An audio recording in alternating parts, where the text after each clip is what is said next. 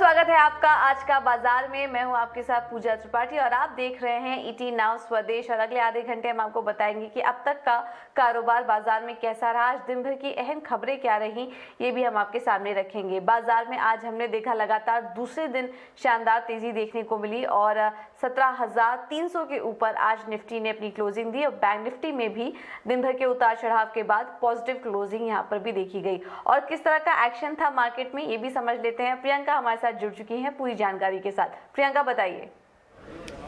देखिए, आज बहुत दिनों बाद 17,300 के ऊपर बाजार ने क्लोजिंग दी है। क्लियरली नियरली इन अ वीक्स आफ्टर एटलीस्ट अ वीक्स टाइम जिसमें बात करनी चाहिए। तो पहले बाजार खुला कैसे? आज एक माइनर 50 पॉइंट्स के गैप अप के साथ आप निफ्टी को खुलते हुए देखते हैं। बैंक निफ्टी को 100 ऑड पॉइंट्स की तेजी के साथ गैप अप के साथ खुलते हुए देखते हैं। 36,000 टेस्ट करने की बात थी और 36,000 के पास बंद हुए हैं बैंक निफ्टी। आज आपको सुबह से ओपनिंग ट्रेड में ही आपको मेटल, मीडिया, इन स्टॉक्स में वीकनेस इन स्पेसेस में वीकनेस देखने को मिली and oil and gas pack इनमें थोड़ी वीकनेस देखने को मिली क्योंकि ऑलरेडी अच्छे खासे राइस पे थे, तो यहाँ प्रॉफिट बुकिंग थी। लेकिन उसके अलावा निफ्टी में एक अच्छी स्ट्रेंथ किन पॉकेट्स में देखी, इन स्टॉक्स में देखने को मिली। At the end of the trade अगर हम यहाँ निफ्टी गेनर्स और लूजर्स की बात करें तो टॉप गेनर्स में आपको Adani ports, Eicher motor, Divi's lab, JSW steel, ये काउंटर दिखेंगे। इनफैक्ट अदानी पैक को आप पूरे पैक को देखें तो वहाँ एक अच्छा खासा सर्च था। अदानी पावर वहाँ 13% तक का 14% तक के तेजी के साथ क्लोज होता हुआ अदानी पावर दिखाई दे रहा है। लूजर्स की अगर हम यहाँ बात करें तो कौन से स्टॉक्स है जहाँ आज हमने ड्रैगर्स देखे। ड्रैगर्स जो थे उसमें सबसे पहले एक जो सडन मूवमेंट दिखा, जो एकदम रिएक्टिव मूवमेंट दिखा था, वो था हीरो मोटोकॉर्प का। जब लगभग 3 बजे के पास, 2:30 बजे के पास जब ये न्यूज़ आई कि वहाँ पर 1000 करोड़ के बोगस IT एक्सपेंसेस और एक्सपेंसेस की बात की जा रही है, बोगस स्लिप्स की बात की जा रही है, जिसके बाद हमने देखा एक सडन क्रैक भी हीरो मोटोकॉर्प में। आपको 10% तक फॉल था लेकिन कुछ हद तक ये डिप्स बॉट हुए और उसके बाद हमने देखा 7% की तेजी के साथ आपको हीरो मोटोकॉर्प क्लोज होता हुआ दिखाई देगा। ऑयल एंड गैस पैक में आज गिरावट थी और आप देख भी रहे हैं कि ONGC, कोल इंडिया जैसे काउंटर, PSE स्पेस के काउंटर्स, पावर ग्रिड जैसे काउंटर्स, यहाँ पर आपको आज थोड़ी नरमी देखने को मिली। Oil marketing counters, petrol diesel price hike हुए हैं लेकिन शायद जितने सिग्निफिकेंटली हाइक होने थे और या फिर काफ़ी हद तक बाजार ने 3 मूव्स अब तक आ चुके हैं, जिसके बाद हमने देखा कि IOC में प्राइसिंग थे और आज यहाँ पर भी थोड़ा सा आपको दबाव देखने को मिला।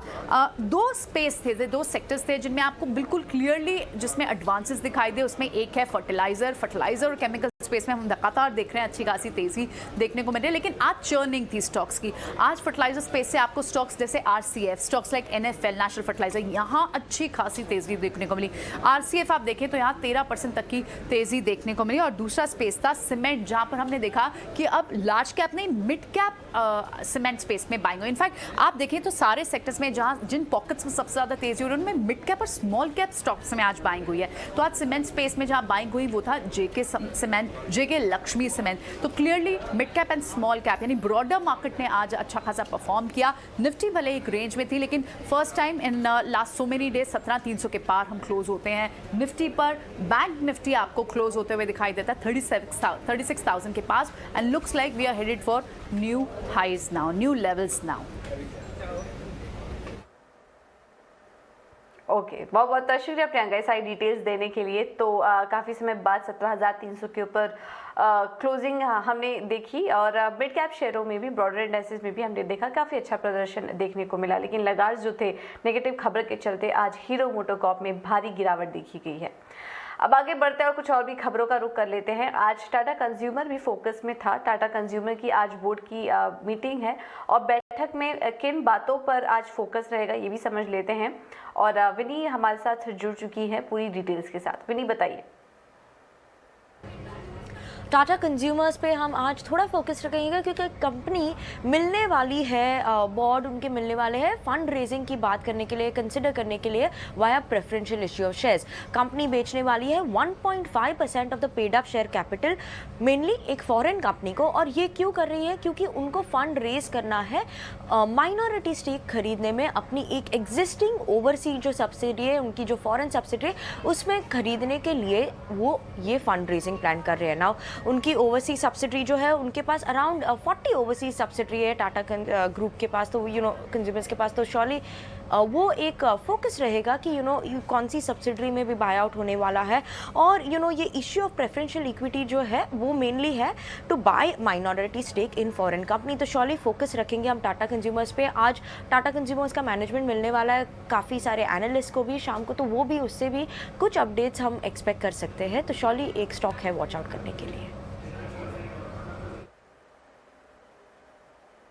ऑलराइट, तो टाटा कंज्यूमर को लेकर ये एक बड़ी खबर और इस पर हमारी नज़र बनी रहेगी किस तरह का आउटकम इस बोर्ड मीटिंग में निकल कर आता है। कुछ अहम मुद्दे हैं जो कि अभी विनी बता रही थी, इस पर हमारा फोकस रहेगा और उसके बाद कल स्टॉक में इसका रिएक्शन भी देखने को मिल सकता है।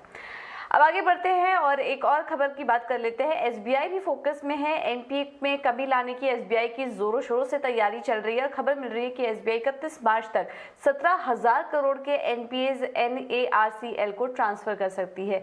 इस एक्सक्लूसिव खबर की और डिटेल के साथ हमारे साथ अंकुर मिश्रा जुड़ चुके हैं। अंकुर, बताइए एसबीआई से जुड़ी क्या डिटेल्स हैं? जी हाँ, स्टेट बैंक ऑफ इंडिया ने 17,000 करोड़ रुपए के एनपीएस आइडेंटिफाई किए हैं क्लीन अप के लिए और हमें जो जानकारी मिली है उसके मुताबिक 6,200 करोड़ रुपए के एनपीएस एआरसी को ऑक्शन किए गए Q4 यानी कि मार्च क्वार्टर में। साथ ही साथ 11,000 करोड़ रुपए के एनपीएस जो हैं वो एनएआरसीएल में ट्रांसफर होने हैं फेज 1 में। हालांकि एनएआरसीएल के फॉर्मेशन में कुछ देरी जरूर हुई है, लेकिन बैंक की एक्सपेक्टेशन यही है कि 31 मार्च तक ये बैड लोन ट्रांसफर्स हो जाएंगे।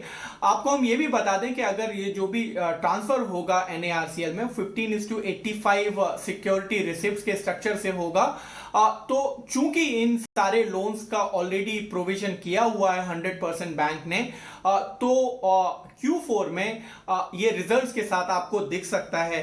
जिन अकाउंट्स का ऑक्शन किया गया था वो अकाउंट्स ऐसे थे जहां पर 500 करोड़ से कम का एक्सपोजर था, उसको बैंक ने एआरसी के ऑक्शन के जरिए निकाला और बाकी जो अकाउंट्स थे जो 500 करोड़ से ऊपर के थे वो फेज 1 में 11,000 करोड़ रुपए को आइडेंटिफाई किया है। ऐसे अकाउंट्स को उनको एनएआरसीएल में रिजॉल्व किया जाएगा। जो एनएआरसीएल के साथ साथ सरकार ने दूसरी कंपनी बनाई है आईडीआरसीएल, वो इसको रिजॉल्व करेगा। तो ओवरऑल एक्सपेक्टेशन यही है कि इन सारे एनपीए के रिजोल्यूशन से कुछ रिकवरी हो सकती है जो कि आपको Q4 के नतीजे में स्टेट बैंक ऑफ इंडिया के दिखाई देगी।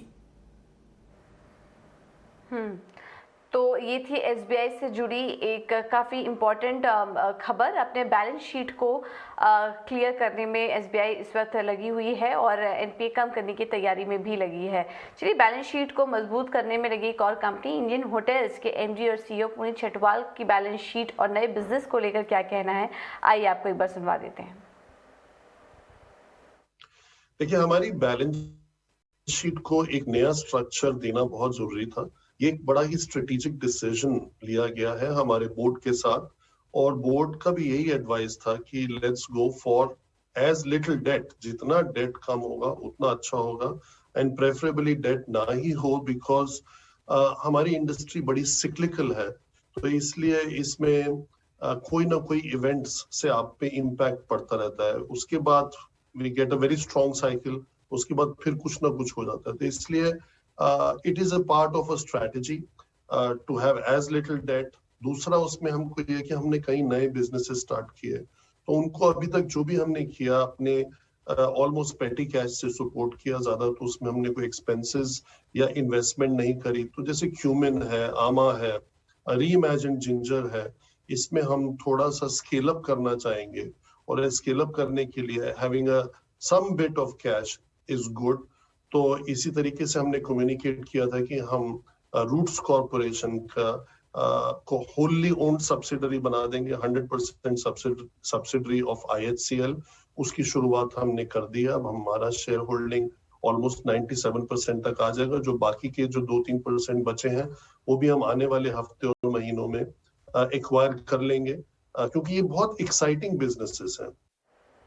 और अब बात करते हैं कच्चे तेल की। कच्चे तेल ने हल्की रिकवरी दिखाने की कोशिश की, लेकिन ओवरऑल चाल कैसी नजर आ रही है ये भी समझ लेते हैं और विश्व मोहन हमारे साथ जुड़ चुके हैं पूरी डिटेल्स के साथ। विश्व मोहन, बताइए कच्चे तेल की चाल कैसी रही आज? देखिए, कच्चे तेल की शुरुआत तो कमज़ोरी के साथ ही हुई थी। कल हमने देखा भी था कि कल 8% तक भाव टूट गए थे, लेकिन उसके बाद आज शुरुआत हुई 2% गिरावट के साथ, लेकिन अब धीरे धीरे हल्की रिकवरी की कोशिश हो रही है। और ऐसी उम्मीद लगाई जा रही थी कि धीरे धीरे सप्लाई यहाँ पर बढ़ाने की कोशिश जो यूएस की तरफ से है हो या ओपेक प्लस देशों की तरफ से है, वो यहाँ पर की जा रही है। साथ ही चाइना में जिस तरह से लॉकडाउन 9 दिनों का लॉकडाउन लगाया गया है शंघाई में, उससे डिमांड काफ़ी असर पड़ेगा। लेकिन कजाकिस्तान और रूस से जो सप्लाई की चिंता वो जस के तस बरकरार है, उससे अब यहाँ पर हल्की रिकवरी की कोशिश की जा रही है, क्योंकि सप्लाई की दिक्कतें अभी भी पूरी तरह से खत्म नहीं हुई है। और आज टर्की में रूस और यूक्रेन के बीच बातचीत होनी है, और वहाँ पर सीज फायर को लेकर अगर कुछ सहमति बनती है तो डेफिनेटली ईरान के साथ भी डील को लेकर ये बात आगे बढ़ेगी और उसको लेकर भी एक पॉजिटिव संकेत वहाँ से मिल सकते हैं। तो इस फैसले पर सबसे ज़्यादा नज़र होगी। लेकिन अभी फिलहाल जो बाजार पर दबाव इसलिए है क्योंकि चीन में लॉकडाउन है, लग रहा है कि डिमांड वहाँ पर कम हो सकती है, उसका यहाँ पर फ़ायदा मिला है और क्रूड कीमतों में नरमी आई है। अब देखते हैं आज शाम के सत्र तक क्रूड की चाल कैसी रहती है।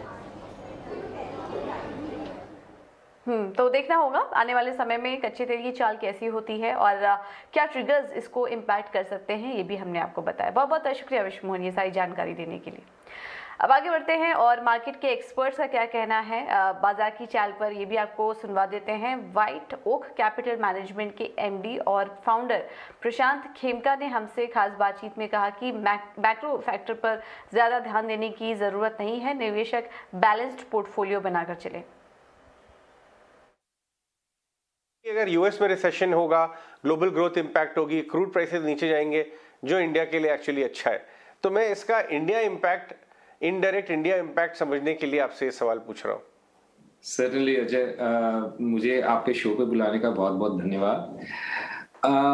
ये यील्ड सॉफ्टनिंग का जो बेसिकली फ्लैटनिंग की आप जो बात कह रहे हैं, मेरे अनुसार, एंड हम हालांकि मैं ये कहना चाहूंगा कि हम लोग मैक्रो में हमारी टीम ऐसे ज्यादा ध्यान नहीं देती, but to for what it's worth मेरा ये पर्सपेक्टिव है कि नियर टर्म जो है इन्फ्लेशन काफी स्ट्रांग है फॉर वैरायटी ऑफ रीजंस। कई कारण है। सप्लाई चेन ऑलरेडी टूट चुकी थी बिकॉज ऑफ कोविड, एंड उसके तुरंत बाद अभी तो सप्लाई चेन ब्रेकअप से रिकवर हुए नहीं थे दुनिया, क्योंकि चाइना में काफी लॉकडाउन अभी भी चल रहे हैं, एज यू माइट नो, आधा शंघाई बंद है और वर्ल्ड वाइड काफी डिलेज चल रहे थे। वो सप्लाई शॉक की वजह से नियर टर्म इन्फ्लेशन शॉक था।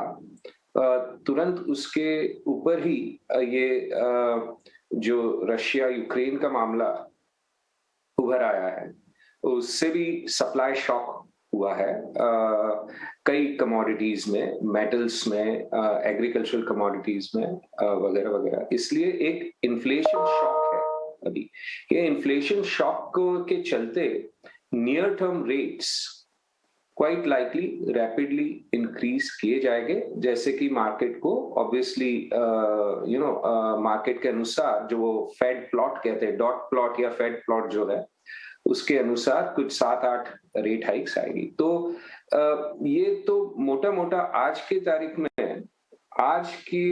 में जो फेड प्लॉट है उसके अनुसार ये 2-2.5% जो भी फोरकास्टेड है over the next 2 years interest rates पहुंच जाएंगे। तो इट इज मोर और लेस अ गिवन आज की तारीख में। Things can change depending on how macro events progress over the coming couple of years. But अगर 2-2.5% हो जाता है तो लॉन्ग टर्म जो रेट्स है, मगर लॉन्ग टर्म ऊपर नहीं गए हमारे अनुसार, इस वजह से क्योंकि लॉन्ग टर्म इन्फ्लेशन एक्सपेक्टेशंस अभी भी बहुत कंटेन्ड है।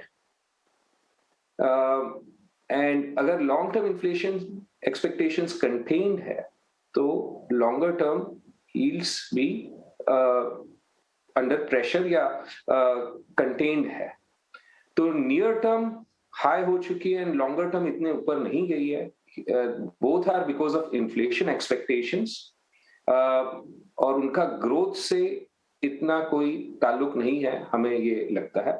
चाहे वो 2 year वर्सेस 10 year देखिए आप, या 2 year वर्सेस 30 year देखिए आप, तो हम उसे इस तरह से रीड कर रहे हैं। और वैसे भी जैसे मैंने कहा ये मैक्रो इंडिकेटर्स पे हम लोग ज्यादा ध्यान नहीं देते, ज्यादा दिमाग नहीं लगाते।